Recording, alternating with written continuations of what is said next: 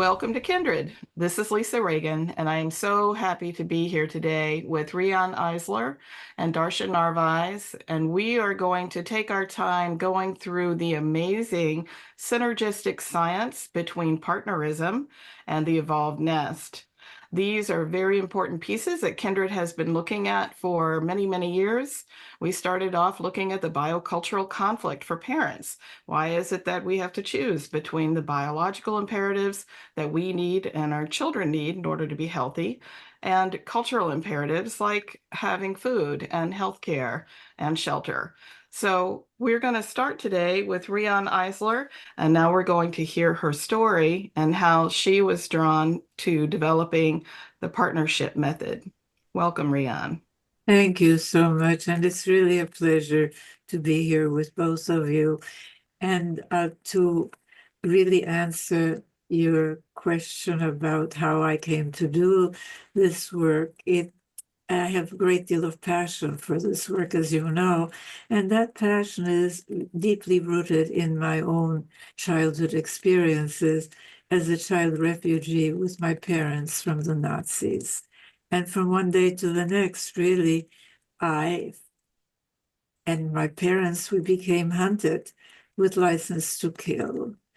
And I was there on Crystal night when a gang of Gestapo men broke into our home and dragged my father away. So I witnessed that part of human behavior that is so often idealized, violence and insensitivity, real masculinity, if you will. But I also witnessed something else, and it's something that I today call spiritual courage. And it was the courage of my mother to stand up against injustice out of love. And she recognized one of the men as a young man who had worked for the family business, and she got furious. She said, "How dare you do this to this man who has been so kind to you? We want him back." And by a miracle, and yes, some money did pass hands, she got my father back. She got a safe conduit, and we escaped. My parents were able to purchase an entry permit to Cuba, to Havana, and I grew up in the industrial slums of Havana, where I witnessed another kind of injustice, the extreme differences in status and in wealth between those on top and those on bottom. It was before the revolution, of course.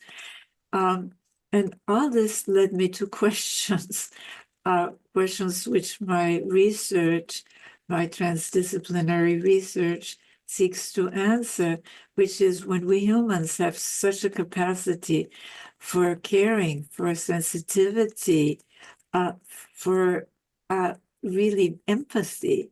Why has there been so much insensitivity, cruelty, and violence? Is it, as we're sometimes told, very often told, just, quote, human nature? Is it inevitable? Or are there alternatives? And of course, years later, when I embarked on my research, I found that the answer is a resounding yes. There is an alternative, but we can't see it using the lenses of the conventional social categories or the conventional social analyses, which really leave out the majority of humanity, women and children, and hence family. I mean, there are other problems about, they really fragment our consciousness. These categories, they're about location or about ideology or about economics, rather than about the whole system. And of course, there have been regressive and repressive regimes in every one of these categories. So none of us tell us what we have to build in order to have a more sustainable and more equitable and more caring world. Riane, can you tell us about partnerism specifically? Because it is a model And this is where the evolvedness fits in. As we talk about over here at Kindred, where we want to normalize nesting, and then we bump into a lot of the cultural barriers that prevent that from happening, doesn't support that, especially in the United States. And you have a lot of answers for why that is and how we can change that with partnerism. Well, I realized early in my research that using the conventional categories that we've all been taught, right, left, religious, secular, Eastern, Western, Northern, Southern, was pointless for the reasons that I just gave. Um, and I've always been an outsider, so I started to think outside the box, really.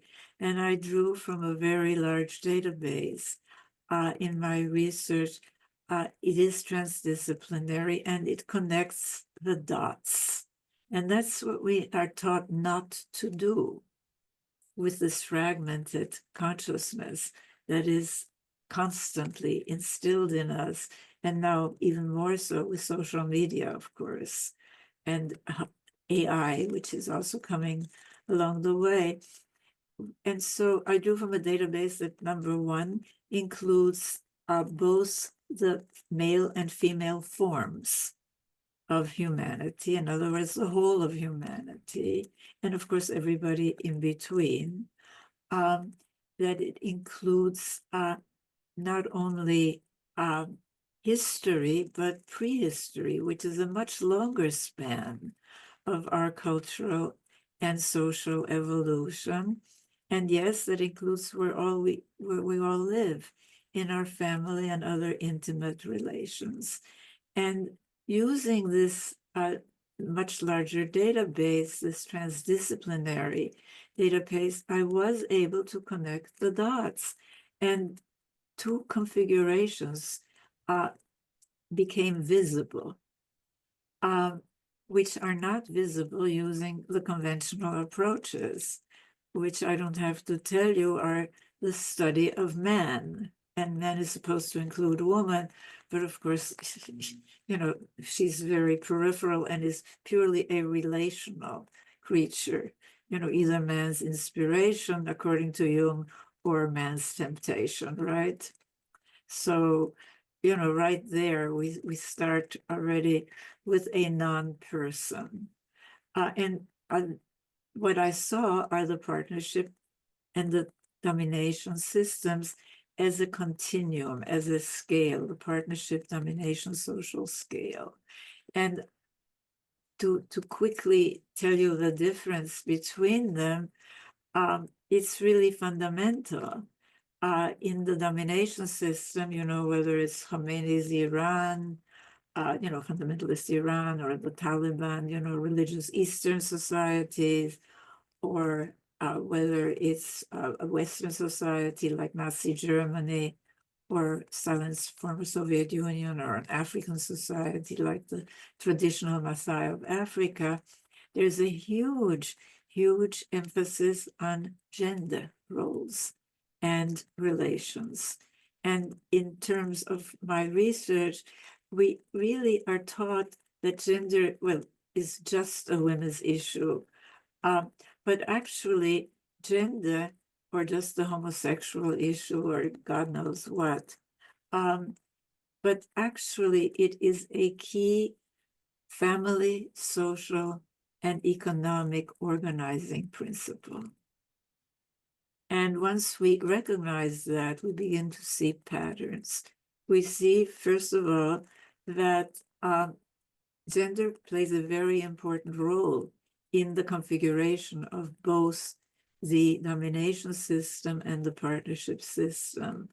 But even beyond that, and this is really where you see a confluence between our work, Darcia and mine. If you look at the organization of family, of economics, of all the social institutions, you see that they're authoritarian, top-down relations on the domination side. And the more you move towards the partnership side, more based on mutuality, on what we call human rights.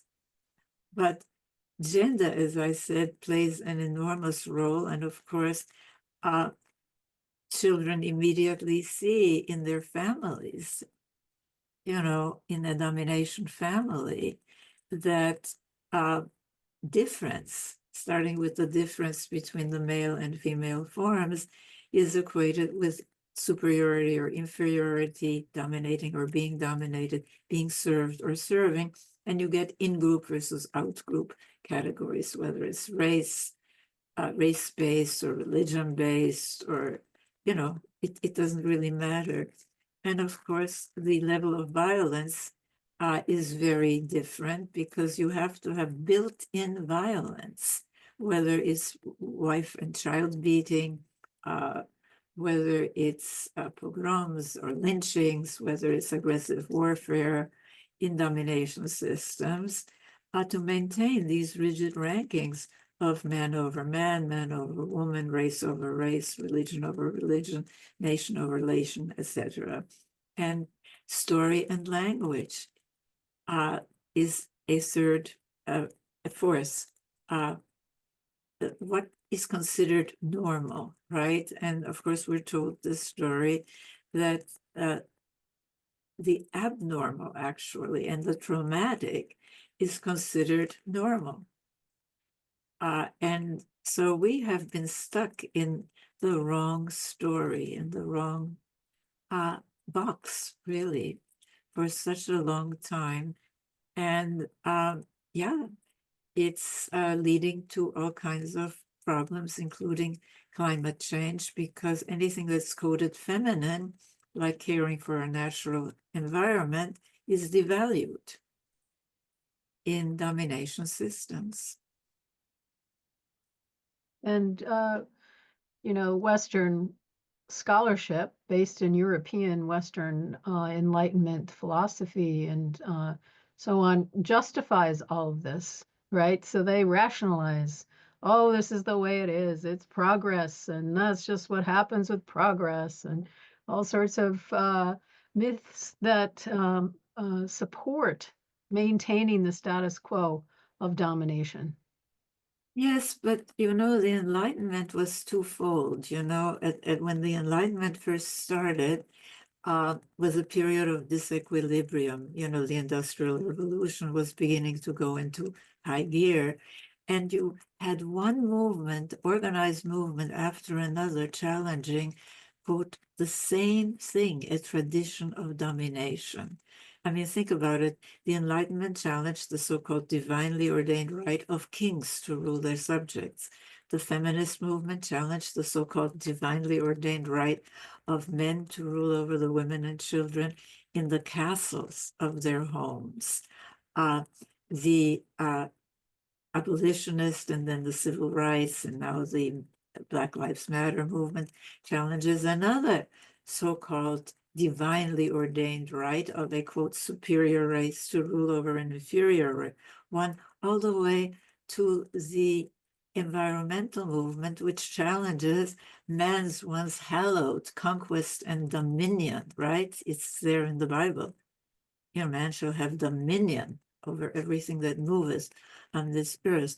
So what I'm trying to say is, yes, you're quite right, that when reason became distorted because of what I call the hidden system of gendered values, where caring, caregiving, nonviolence was, for both Smith and Marx, not even part of either socialism or capitalism. At the same time, there was also beginning to be movement challenging the domination system. And today, of course, we're in a period of regression worldwide towards domination. But at the same time, there are millions by now, and certainly many, many thousands, if not millions, of small groups working on partnership in one way or another. But we lack the frame. And we lack the emphasis on family because we lack the frame, and on gender. So Paul Ray and Sherry Anderson wrote a book called Cultural Creatives back in 2001. And that book really helped me as an activist because I was struggling with why am I finding so many people kind of under the radar who are interested in holistic everything and especially parenting, but the messages were completely missing in the mainstream of life. And what Paul Ray and Sherry Anderson found, they were marketing specialists. They weren't looking for this group. They found that there was a third of the population that was growing who they are interested in holistic living. They are interested in changing the fabric of our culture, but they needed two things, he said, and I've kept this in mind the whole time we've been doing our work here at Kindred. He says two things are missing: coherence. So today, I really feel like talking to the two of you. We're trying to get coherence around the story, and the story is possible, and then visibility. And because we don't have millions of dollars to push our messages out there, we're not seen. And he said, we're also the people that you're going to find at work being quiet about what you believe because you feel like he says a cultural creative may feel like a weirdo or an oddball, and they often self-identify as kooky or crunchy, but really they're just operating from a different emerging and expanding group of people in this different worldview. And I have found that to be true as well, and that I think is very hopeful. So with the coherence piece, Darcia, can I ask you about the evolved nest? I feel like the tremendous overlap between your vision and Riane's vision of what is possible for human being looks at our past, and there's proof there of who we were and what our potential really is, what our capacities are. And so I'm just wondering, in the evolved nest work, it looks like we could rewire our culture by rewiring our neurobiology. Well, certainly that's part of what's needed. And we have forgotten our species' normal wellness promoting pathway. And we've adopted a trauma-inducing pathway for millennia now. And it's gotten much worse in many ways for children in recent centuries and decades in comparison to hunter-gatherer civilization. So the evolved nest components that we look at in my lab and in the research that my collaborators and I do are apparent still around the world in hunter-gatherer civilization and other traditional societies. And we can see that people in those societies who are nested throughout life are much more cooperative. They are honest. They enjoy being with one another and enhance one another's well-being. And they feel connected to Earth. They are earthlings and enhance the life of the ecological community they're in. So we have a lot that we've lost. Now there's things that we have created and technologies of all kinds. And so the challenge now is to integrate our wellness-informed and wellness-promoting way of being with the advances in technology and perhaps some scientific knowledge so that we can move forward with a human future and not extinguish ourselves and many other species. I was wondering, because alloparenting, the whole community being responsible and being caregivers, really, women, men, everybody in between, that's something that I really have thought about a lot. Because there are people who are moving into communities where they basically are, cooperate in the care of each other's children, etc. But how do we really get back? And from my perspective, we're never going to get back unless we stop coding caring as, quote, feminine, as weak, as soft. And that's where the gender piece is so important here, because I mean, we don't want to go back to gathering hunting times. Um, and I say gathering hunting because really most of the work is gathering rather than hunting. And certainly we know now from archaeology that women did some hunting, even pregnant women, which is really, but we've been written out of history. I mean, like you know, the museum dioramas, right? They're always about a male, you know, emerging from our lineage, our primate lineage, which is absolute nonsense. I mean, everything is so very much based on gender, isn't it? Well, that's really important point. Yeah, gatherer hunters or hunter-gatherer civilization, we can see it still today in the Congo and the, Central Africa, that they are very much about communal child raising. They don't care so much about who the father is, right? It's like the village of care. And one key aspect that's been identified by anthropologists is the cooperative child raising that brought about our big social brains. And to make that happen, the women had to uh, coalesce, build coalitions of support to keep the alpha males from taking off one woman to have sex with her. And instead, they're controlling those alpha males from how much access they have until they bring back the meat. So there's the radical anthropology group have identified how women have did this for hundreds of thousands of years, where they follow the moon cycle in their menstrual coordination of their menstrual cycles. And then they, with their brothers and relatives, male relatives, are controlling the alpha males so that they can't take over and dominate. And it's one of the anthropologists, Morna Finnegan, calls it what they've observed contemporaneously, communism in motion, because the women will start to tease the men, especially the elder women, to keep their egos from getting out of line, from becoming alpha. And they, will come through the camps and dance and sing and tease, and the men just have to put up with it, because otherwise they won't get, what they need. So it's really quite interesting to know that we have an option, like you're presenting with us, that there's alternatives to this misery that we're in now, and this rigidity and this domination. And it really doesn't mean that matriarchy is our alternative. It means that partnership is our That's alternative. right.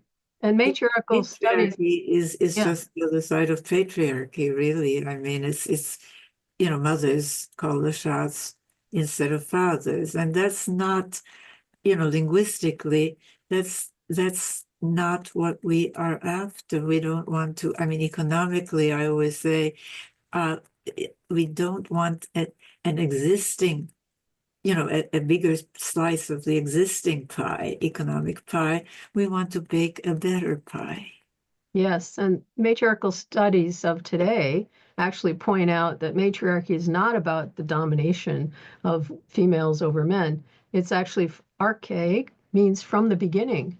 And that means mothers and mothering and nurturing and everyone nurturing is central to becoming a thriving community. And so people just misunderstand. Oh no, the guys worry, oh, we can't have women in charge. They'll do the same thing to us that we've done to women. No, that's not what we're talking about. Partnerism, the original understanding of matriarchy is about working together, cooperating, collaborating so everybody can thrive.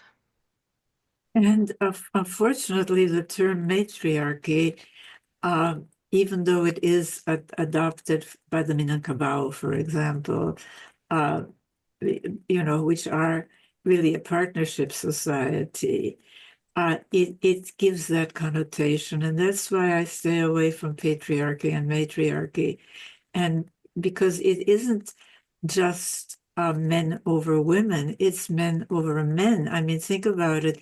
Men in domination systems have had to give nothing less than their lives because some guy on top, like Putin today, wants more real estate. And not only that, men have to suppress part of their humanity. I mean, they get some emotions, they get contempt, they get anger, but they don't get any of the quote soft, quote feminine emotions. So we can't really get away from this gendered system of values, which is really so baked into our economic. I have proposed 4 cornerstones, as you know.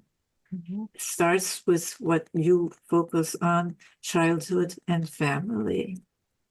But it recognizes that they're all interconnected. And so it goes on to gender.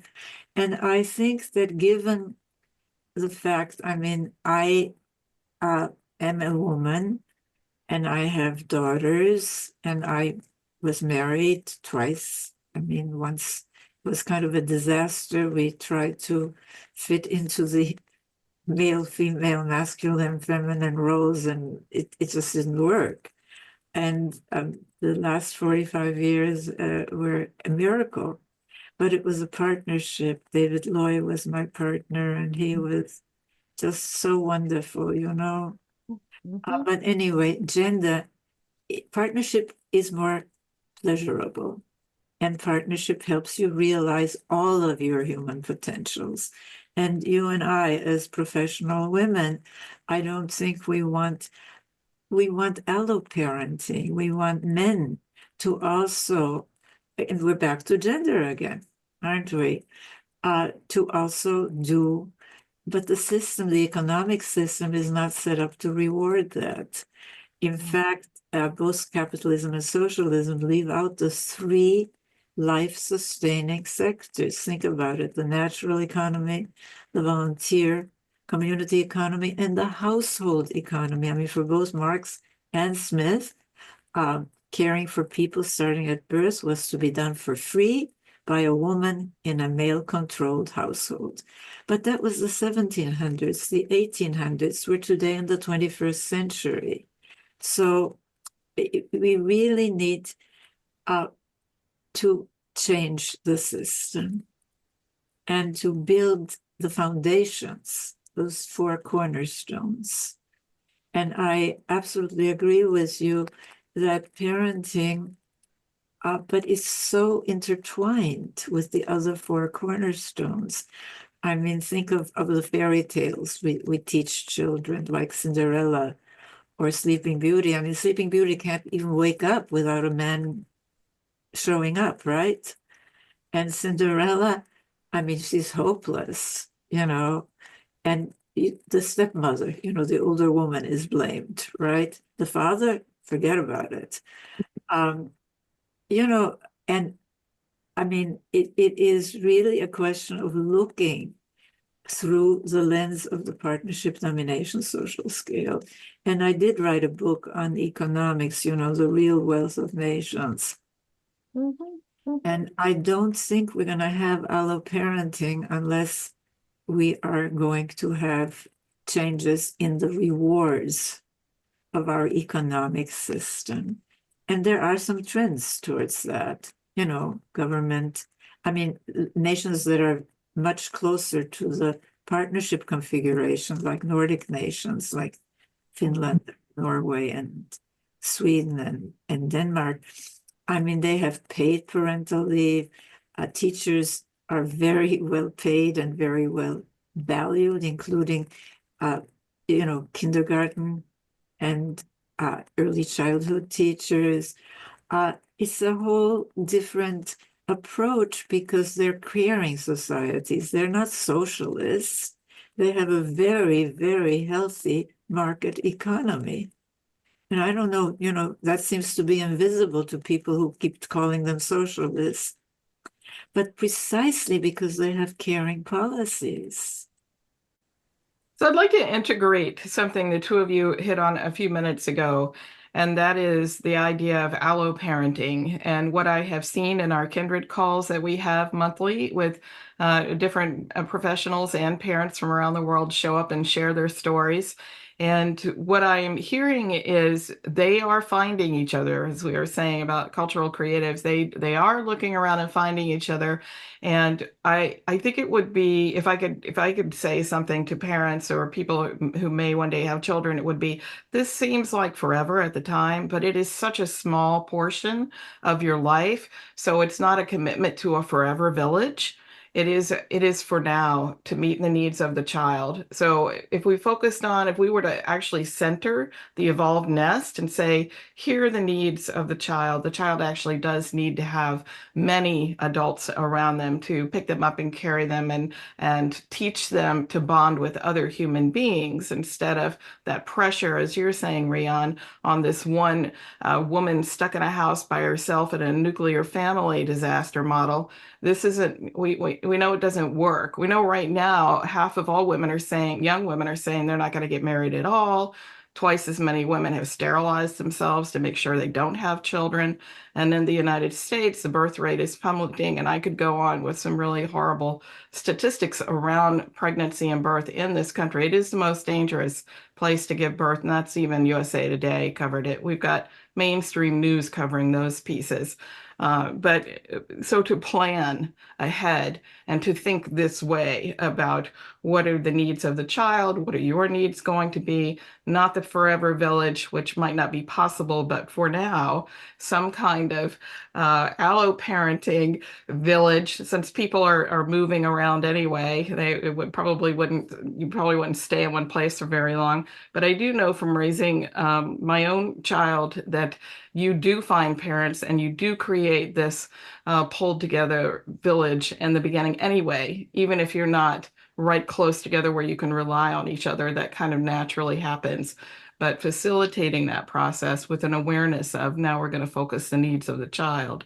I'm I'm going down this hole because I'm thinking about who's listening to us in the Nesting Ambassadors program and the people who are listening to us right now, helping them. Reimagining Humanity is one of the films Darcia has put out there. And as we reimagine humanity, and you have advocated for us to not rebel against the dominator system, because that could just drain us of our precious energies, but to consider reconstructing, what is that going to look like? So also combining reimagining and reconstructing, and where are we going to go from there?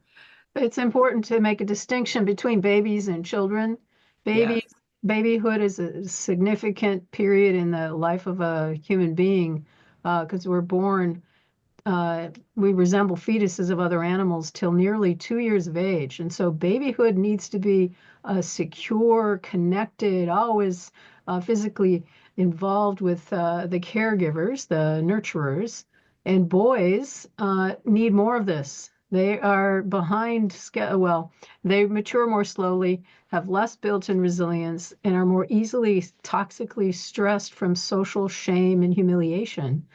And what we've done in the dominator culture is we've given boys less nurturing than girls on average. And so you end up with boys that have to use these protective, self-protective mechanisms that are innate: fear, domination, rage, and then they become the alpha males that we think is normal, right? So we have to get back to nurturing babies properly, 0 to 3 in particular, but till 7, especially for boys. And then we can start to diminish the number of alpha males and distressed, disorganized dominators that are controlling us. Well, I think that we are beginning to recognize trauma, which I see as a partnership trend.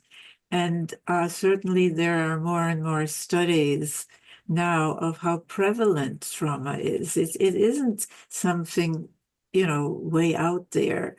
I mean, so many people are sick because of trauma, physically, not to speak of emotionally. And I mean, it's so interesting, but as long as we think that disruption, we're going to get disrupted big time at this moment. That's not our job. Our job is to show that there is an alternative, to provide a frame that connects the dots, and to get people to have to wake up from what I call the domination trance, frankly. And it's not easy because so many of the stories, including the fairy tales we still tell children, are just baked into the domination system, not only men, but princes, royalty. I mean, those on top are idealized. I mean, we really have to examine what we are taught and what we teach our children. Riane, could you tell us about bioculturalism?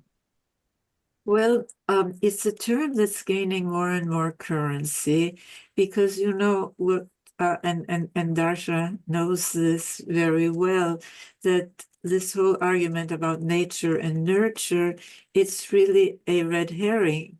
It's not nature or nurture, it's nature and nurture. And what really we have to pay attention to is actually what we can recreate, which is our culture. So the issue is not one of biology is destiny, because biology isn't destiny.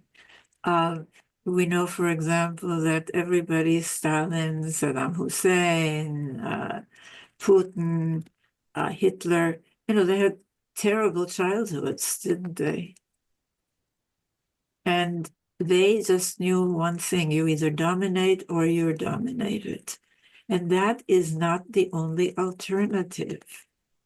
For millennia, and Darcia's work shows this as well, we lived more in cultures that orient more to the partnership side. Cultures that really valued the quote, what we've been taught as feminine, of caring, caregiving, nonviolence. We don't even have a word. It's nonviolence. Have you ever thought of that? I mean, our language really keeps us trapped, doesn't it? So for example, hierarchy. I make a distinction between a hierarchy of domination, which is, the blade, right? The power over, power to take life, essentially, eventually, and the chalice, the power to, the power with, power to create that we all have.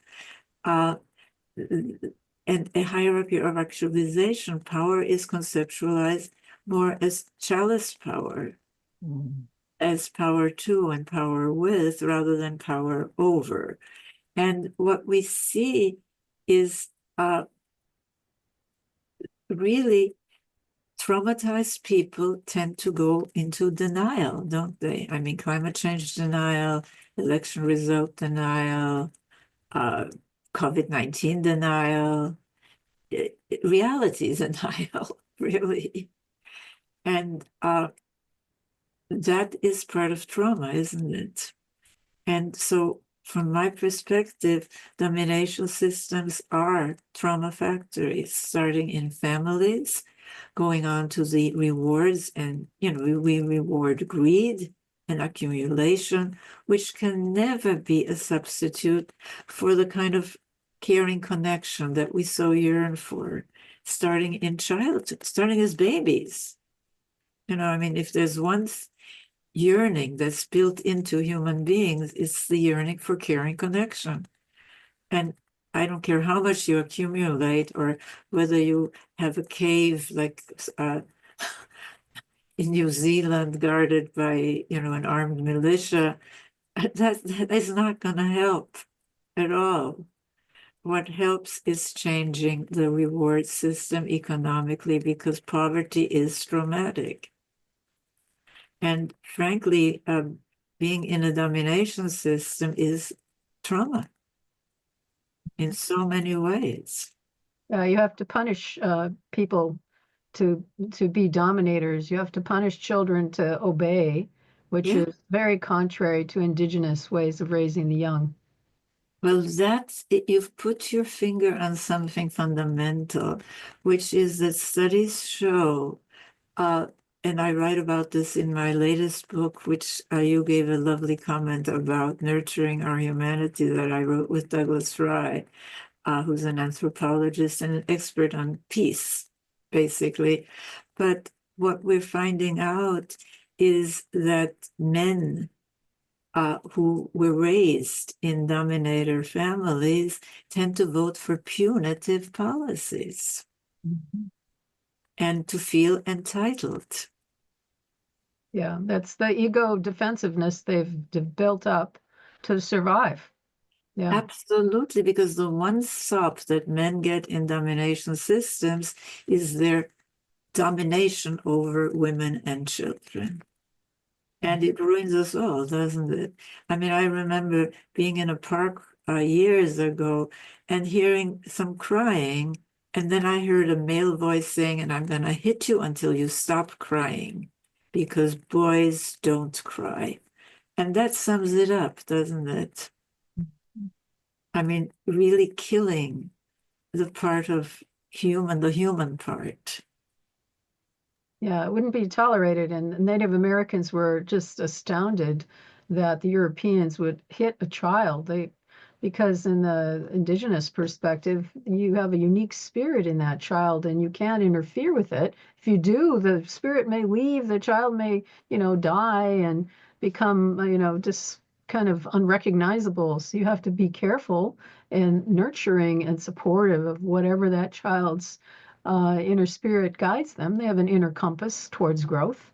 And so you provide everything they need as a baby, and you assume they're going to be a community member, cooperative community member. Why do you have to do any teaching? They're going to imitate and pitch in. So you allow them to do what they can as they If they're allowed to. And I mean, because I've asked you to be part of it, about the Peace Begins at Home campaign, which launches in the fall. Hopefully it'll launch in September. And hopefully we can all work together on just that one thing, ending violence in families, and stop talking about domestic violence, which immediately, is ancillary. Talk about what it is. It's violence in the family and what a terrible traumatic effect it has on everybody, including the perpetrator. Yes, and that goes back to brain development and nurturing from babyhood on and prior generations, the epigenetics you can inherit of the anxiety from your parents' experience, your grandparents. And so we need multi-generations of nurturing to restore our partnership way. And there are many trends in that direction, but they're all disparate. Mm-hmm. And of course, because of the rules of the game, which do not reward not-for-profit work. Yeah. In other words, the work that keeps society somewhat, but it's like Band-Aids. And so we need both the tactics. I mean, we have to put out the fires. You have to alleviate some of the suffering caused by domination systems, but we also need together to work on the four cornerstones and shifting them from domination to partnership. Because if you really think about these societies that I mentioned earlier, whether it's fundamentalist Iran or the Taliban or Hitler's Germany or Stalin's former Soviet Union or the Maasai of Africa, gender is a big, big issue in all of them. How you bring up children in families, that families have to be male-headed, right? I mean, why? I mean, there are many other ways of, you can have matrifocal families, matrilineal families, and it's not the same as matriarchal, even though we call partnership-oriented societies matriarchal, because I think that's a mistake, really. because it makes men feel, my God, like you said, Darcia, I don't want to be treated the way that women are treated. Yeah. The other thing that the Evolve Nest adds is to get away from anthropocentrism, right? That partnership is also with the rest of nature, right? Partnership with the animals, the plants, the waterways, the mountains, with the cycles of Earth, and not just be thinking about human, needs and interests. But we are part of Earth. We are Earthlings, and to have that kind of consciousness in our economics, in the way we raise children, in the stories we tell, is really important too. Absolutely. And unfortunately for both Marx and Smith, if you read their works, there is nothing about caring for nature. I mean, that's feminine, right? Nature is there for one thing, to be exploited. And, that was the mindset that they were taught. We need to leave that behind. And really the struggle for our future is not between right and left, capitalism, socialism, any of the conventional, religious, secular. It's between domination and partnership.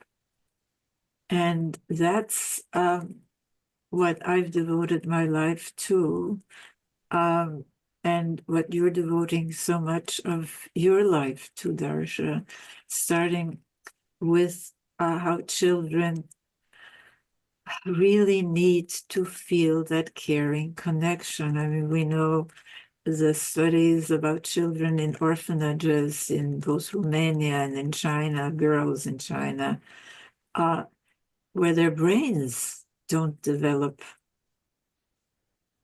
at all. I mean, there are regions of their brains that even when they're adopted, they have a very difficult time making up for not having that caring connection. Yeah, there's sensitive periods for all sorts of systems that come online throughout babyhood, and then the time passes. So then you have gaps in your brain, and then as you develop, the brain tries to, make up for it, but over time it can't, and then you end up with problems in adolescence or adulthood, like anxiety, depression, suicidality, and we're planting those seeds or the lack of care throughout dominator culture, so that everybody is a little bit, easily stressed, right? And threat reactive to some degree in some situations, at least, if not all the time. And then that changes your blood flow away from your higher order thinking, and you're not going to be open-minded or open-hearted. You're just going to hang on to whatever script worked in the past. And, some authoritarianism just looks really attractive because the strong man's going to save you. And if, and you can withdraw and lean on them and not have to think and not feel and just be, survive. But you're in this fear state, really hard to get out of, a lot of healing needed. We need to do a lot of healing with all the adults in these societies, as well as raising the kids properly. Absolutely. And there are so many trends. I mean, even the Nobel Prize in Physics was, as you know, given to two men who wrote about our entanglement, our interconnection. I mean, it's a fact of physics. It's a fact of life. And this ranking versus linking and the hierarchies of domination, because we do need we need some loci of responsibility, whether, in the family, we need parents, we need teachers, we need managers, we need leaders, but it's defined differently. And everything is defined differently in a partnership or domination system. I wrote my book, Sacred Pleasure, is really it's my favorite book, actually, because it foreshadows so much of what I've written later.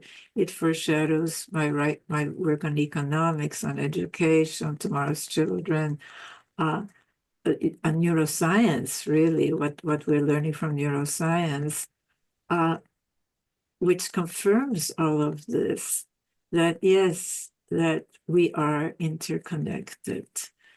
And to just deny this and keep ranking us and keep having in-groups versus out-groups, it's a distraction, and it's a traumatic distraction. And I'm afraid we're going to see a lot of suffering in the next few years in the United States. But the old system is not meeting our challenges. So our job is to really work on foundational work, family and childhood, and yes, translating that into practical terms like peace begins at home, and connecting the dots, for goodness sakes. I mean, when I was in Colombia, the then vice president had been kidnapped by FARC, and he wanted to talk to me because I mentioned, some of that, which I know, that trauma starts in the family and it leads to violence. Children who observe violence or who experience violence learn an important lesson for domination systems, which is, that those on top, they may use force against those on top, on the bottom, including spanking, which even the APA has said is not only inefficient, but harmful. But that is not getting out, is it? And there's a recent study that came out that confirms what other people have noted, and that is that if children watch violent television before age 5, they looked at, they were more violent as teenagers, more disruptive, and so it's the media also has to change. So it's not just our Absolutely.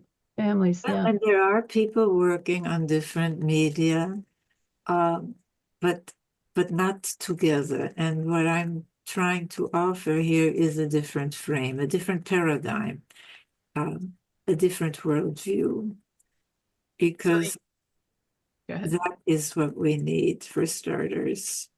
Yes, and we've been working on the indigenous worldview as well, the kinship worldview that you can actually adopt. Even though you weren't raised nested, you weren't raised with it, you can actually look and compare what the dominant worldview has. And my colleague Four Arrows has 51 precepts he's identified that vary between the kinship worldview and the dominator worldview.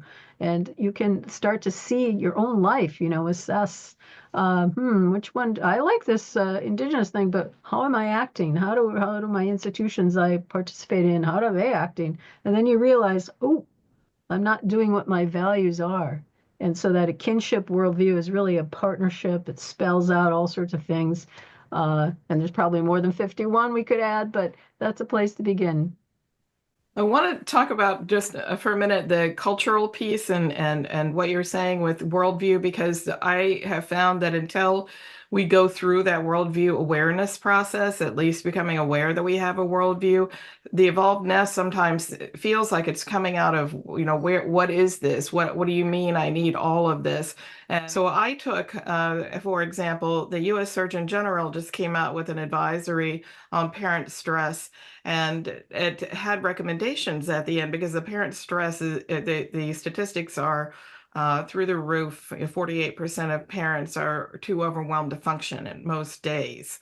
And the leading cause of death in new mothers is suicide in America.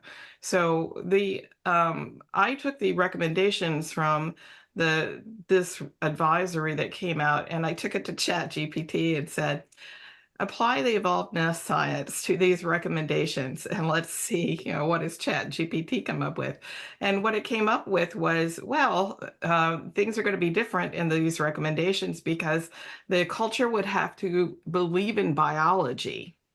So even AI recognized that biology and a basic belief in biology is not here for us culturally to back us up on making these choices that we need to make as parents. And That piece, I've had a lot of fun over there with ChatGPT asking questions about worldview and putting that worldview chart in through and comparing as well. I also compared your work and saw tremendous overlap. I think I'll share that wherever we put this up eventually for the Nesting Ambassador program, because it was fantastic to see what AI could come up with.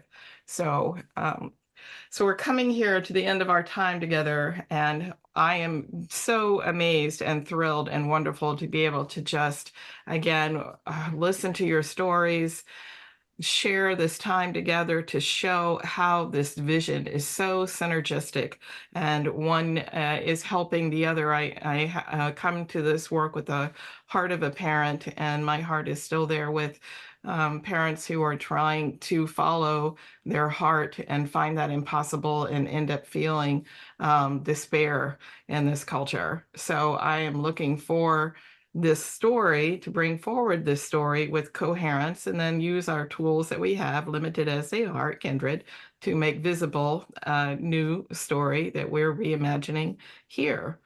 Is there anything that you would like to add when you're speaking to these professionals that work with parents and families, and to the families themselves?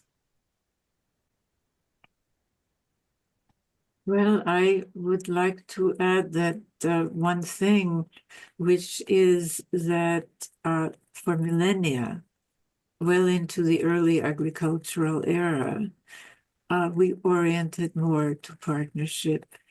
And indeed, neuroscience shows, and certainly Darcia's work on the evolved nest shows, that this is, if you will, is more congruent with human needs. But trying to change yourself without also changing society and the rules of the game and the rewards of economics, etc. As I wrote in my book, The Power of Partnership, it's like trying to go up on a down elevator.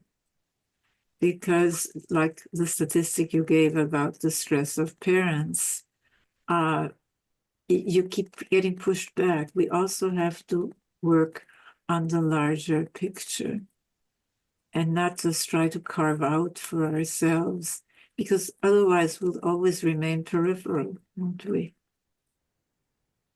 The Evolved Nesting Ambassador program is conscious of our complex systems that we live in, but we know that complex systems will change if there's enough variation, enough turbulence around the edges. And so our goal is to provide the training and the guidance for nesting ambassadors all over the world to plant their seeds and start to bring about more turbulence so that we can change that complex system to be more about human well-being instead of money well-being, instead of billionaire well-being, right? It's well-being for planet Earth. And for all creatures who live on this, well, really beautiful planet of ours. Yes. Well, thank you both again. I'm going to list your resources, Riane, right below this, wherever it appears. And we have our own to list as well. Darcia, thank you both so much for being here. Thank you so much for articulating this vision that took you both a lifetime to explore and present to us. So thank you, and thank you for sharing it on Kindred. Thank you. Thank you. Bye-bye.